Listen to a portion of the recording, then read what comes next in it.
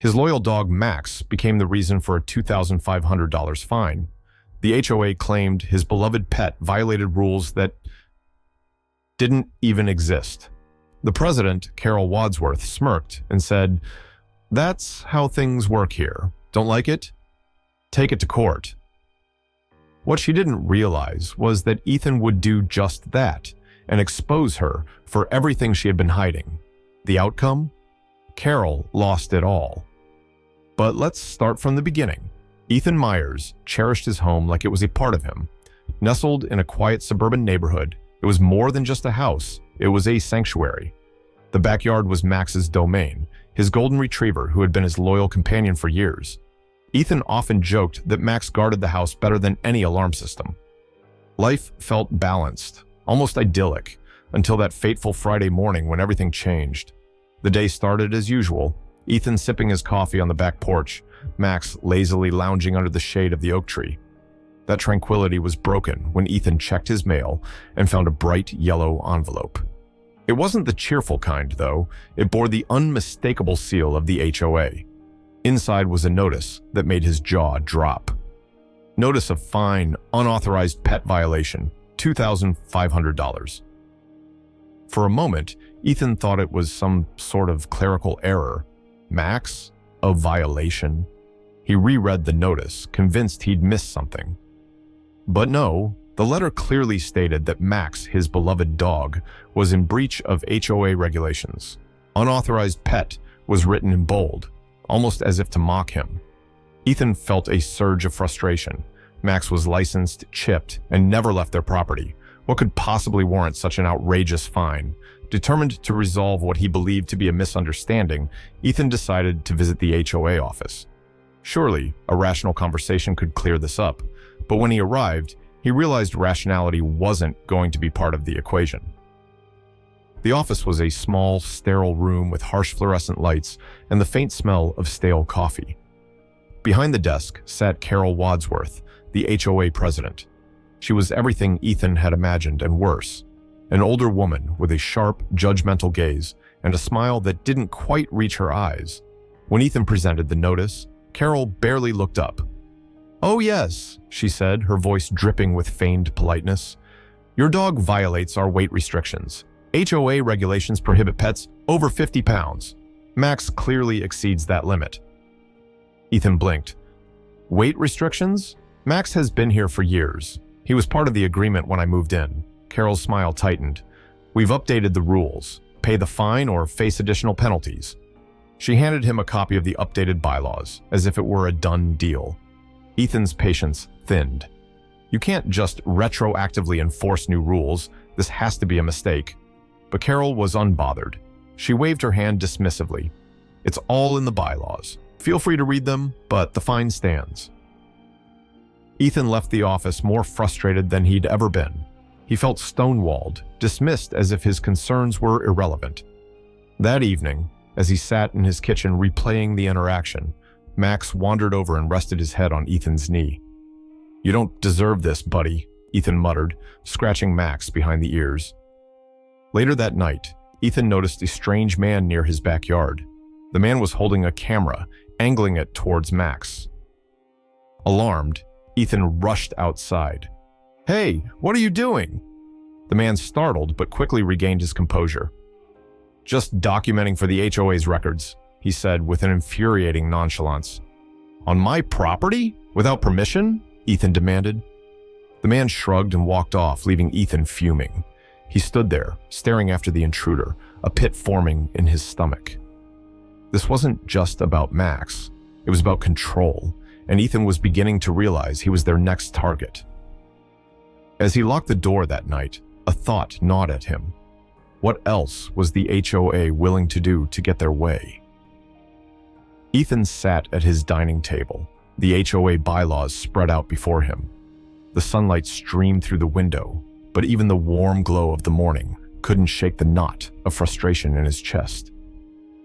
With a steaming cup of coffee in hand, he meticulously combed through the dense legal text. At first, the words blurred together in a confusing jumble of regulations and legalese, but then he spotted it, a glaring inconsistency. There was no mention of pet weight restrictions anywhere. His pulse quickened. This was the first crack in the HOA's case. If the rule didn't exist, how could they fine him? Yet, his small victory was overshadowed by the question gnawing at the back of his mind. Why was Carol targeting him? His thoughts were interrupted by the sound of the mail slot snapping shut. Another envelope with the HOA's seal fell onto the mat. Ethan sighed, retrieving it with a sinking feeling. Sure enough, it was yet another notice, this time threatening additional penalties for failure to comply. Over the next week, the pressure escalated. Ethan's mailbox overflowed with similar letters, each more aggressive than the last. He could feel the tension mounting in the neighborhood too. Conversations with his usually friendly neighbors became clipped and awkward. He overheard hushed whispers about HOA meetings where his disregard for community rules was a hot topic. Determined to stand his ground, Ethan turned to Sarah Connors, an old college friend and a skilled attorney. Sarah met him at his home, her sharp eyes scanning the documents he'd collected. Sitting across from him at the kitchen table, she frowned as she flipped through the HOA bylaws. "This is interesting," she said, holding up a page. "They haven't filed updated bylaws in years. If these pet weight rules were added recently, they might not even be legally enforceable." Ethan felt a flicker of hope. "So they can't fine me for this?" Sarah hesitated. "Not exactly. If Carol's been operating under outdated rules, it's a bigger issue, but we'll need more evidence to prove it." Her words lit a fire in Ethan. That evening, he started knocking on doors, talking to neighbors, and piecing together the bigger picture. At first, some were hesitant to speak. They feared Carol and her seemingly endless authority. But as Ethan shared his story, more began to open up. What he discovered was shocking. Carol had a pattern of targeting homeowners who dared to challenge her. A couple down the street had been fined for repainting their house a shade of blue Carol didn't approve of. Another neighbor was penalized for planting flowers in their front yard without prior authorization. And in the most outrageous case, an elderly widow was threatened with foreclosure over minor landscaping violations. But the most damning revelation came when Ethan dug deeper into the HOA's finances. Several neighbors had suspicions about where their dues were going. Carol had recently installed high-end landscaping in her backyard and hosted lavish community events that seemed to benefit only her inner circle. Sarah helped Ethan analyze the HOA's financial statements, which revealed even more troubling details. Carol had used HOA funds to pay for personal expenses, including a private security system for her property. Ethan couldn't believe what he was uncovering. "This isn't just about Max," Sarah said one evening as they reviewed the evidence. "This is about a misuse of power. Carol's been running the HOA like her personal kingdom." Ethan felt a mix of anger and determination. He thought back to Max, who had been by his side through it all, wagging his tail with unwavering loyalty. "This isn't right," Ethan said, his voice firm. "We have to stop her."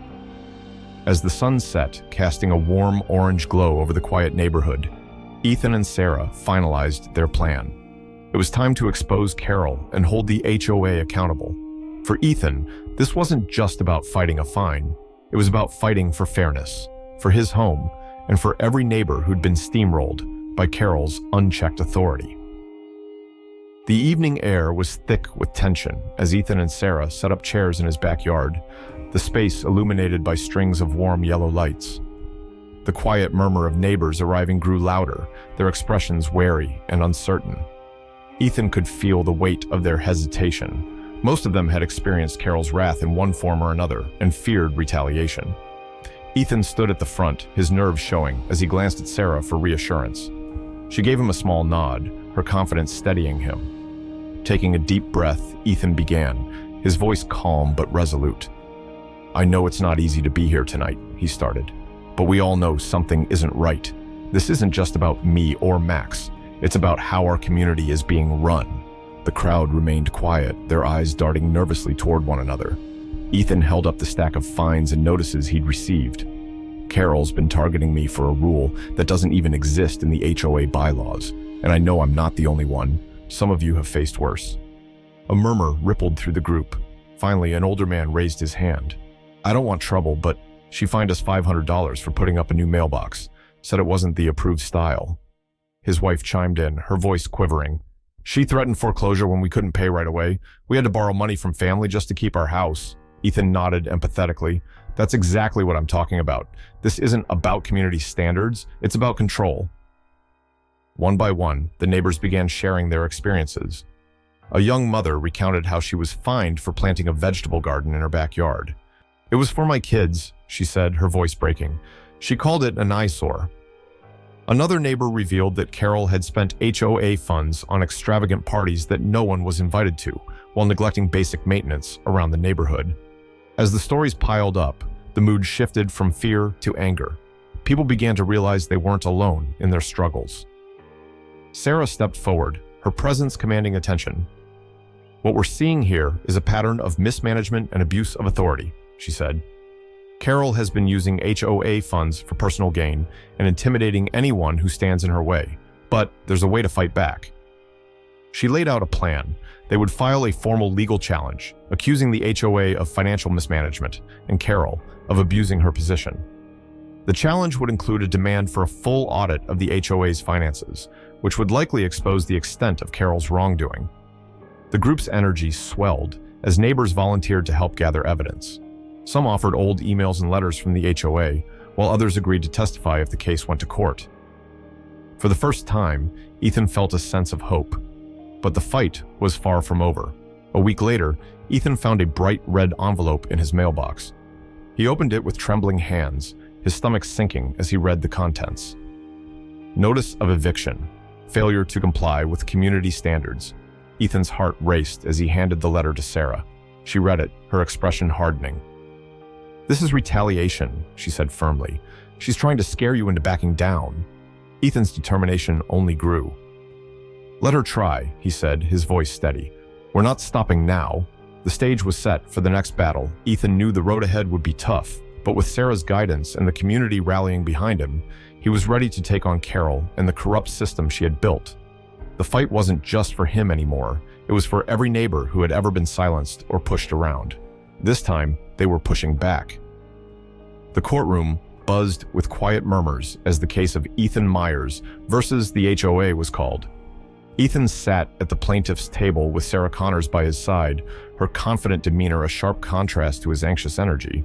He glanced around the room, noticing a few familiar faces, neighbors who had come to support him. The weight of their trust settled on his shoulders, and he knew this fight wasn't just about Max anymore. At the defense table sat Carol Wadsworth, clutching an overstuffed binder.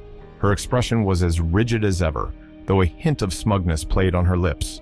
She had chosen to represent herself, a decision that immediately struck Ethan as both bold and reckless. The judge entered, and the room fell silent. After the formalities, Carol launched into her argument.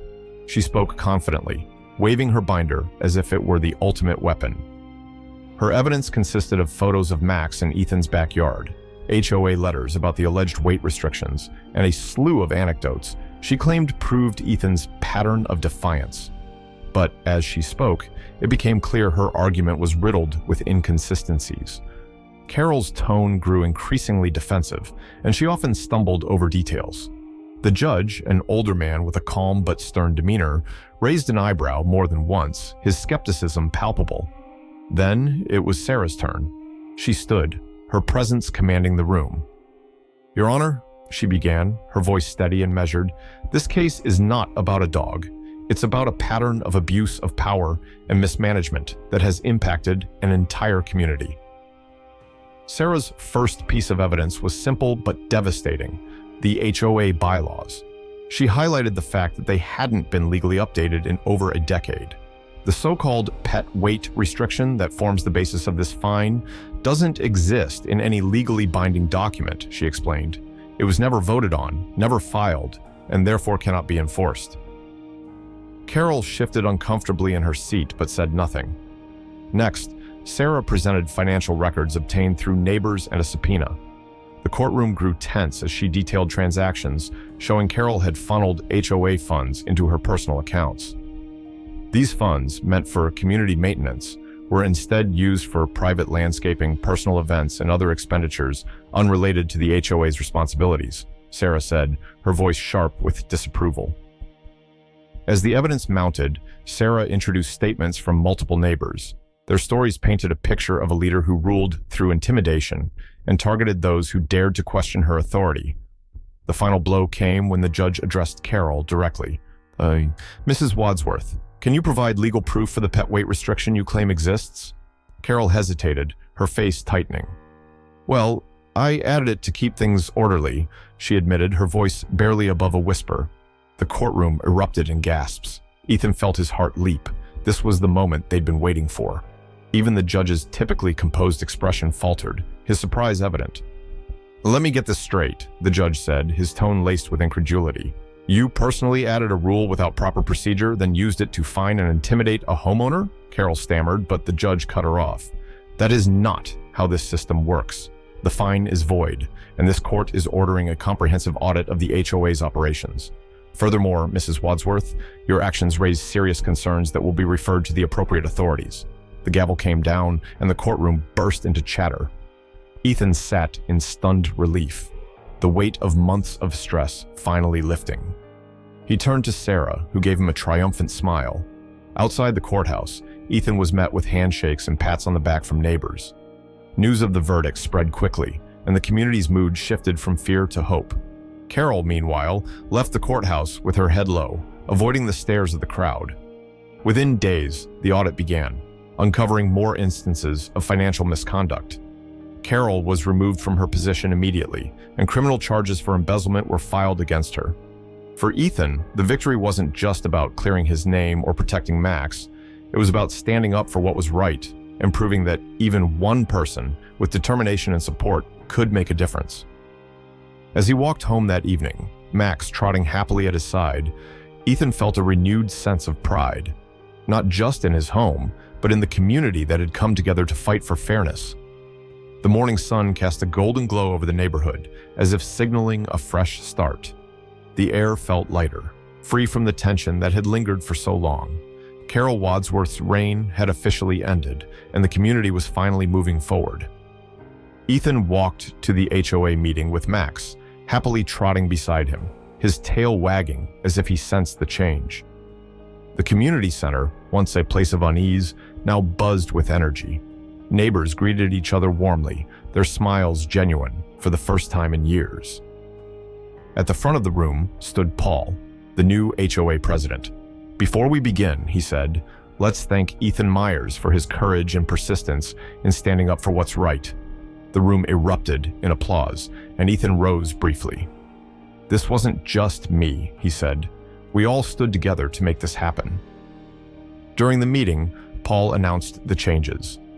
The bylaws were officially updated, including the removal of the infamous pet weight restriction. Policies for transparency were introduced, and mandatory audits would now ensure accountability. The highlight came with the audit results, over $100,000 in misappropriated HOA funds. Carol has been ordered to repay every cent, Paul announced, to murmurs of astonishment. The news brought a sense of closure to the months of conflict. That evening, Ethan sat in his backyard, watching Max chase a tennis ball under the warm glow of the setting sun. He reflected on the battle, long, exhausting, but worth every moment. The neighborhood had changed, and so had its spirit. As Max bounded back to him, Ethan chuckled. You're the real hero, buddy. He leaned back, watching Max wag his tail. Even the most stubborn bullies, he mused, can't outrun the truth. For the first time in months, Ethan felt a deep sense of peace. The fight was over, and his home was finally the sanctuary it was always meant to be.